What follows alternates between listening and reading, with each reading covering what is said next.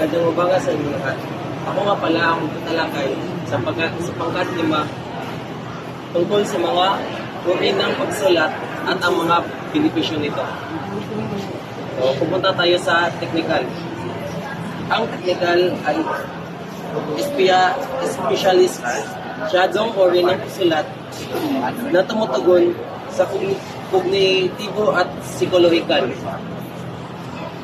Ito ay uri ng pagsulat na may sinusunod na proseso o direksyon upang makukuha ng mas matibay na paggawa at pag-uunawa sa mga bagay-bagay at pag-aralan ang isang proyekto at bumuo ng isang pag-aaral para lutasin ang mga problema. Pupunta tayo sa professional.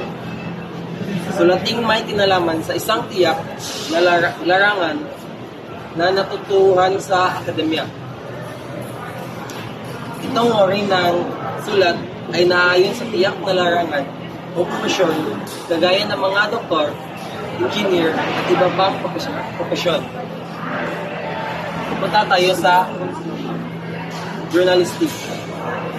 Sulating inilaan sa usaping pamahayag o pagulat ng balita. Ito ay kadalasan na makikita sa mga dyaryo, magazine at iba pang mga sulatin na naglalayon na makapaghatid ng balita at impormasyon. Referential. Bigyang pagkilala ang mga pinagkunang kalaman o impormasyon. Ito ay ginagawa upang mabigyan ng pagkilala ang tunay na author sa kanyang gawa. Akademikong papel. Ito ay isang intelektual na pagsulat.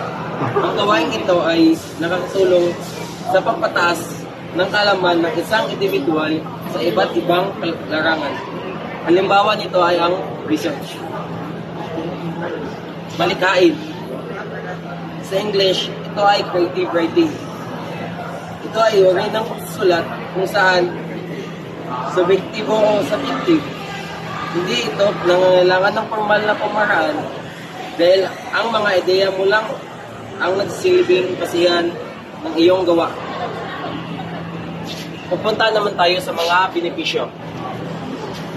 Ang unang benepisyo ay pagpapadali ng komunikasyon. May pahayag ang sariling salubin, nagiging kasiyahan o libangan ng mga tao. Pagpakita ng kritikal na pag-iisip at pag-ayos ng mga ideya at impormasyon. Pagmamalaki sa kasanayan sa wika at masanay ang kakayahang mag-organisa ng mga kaisipan. Yun naman po.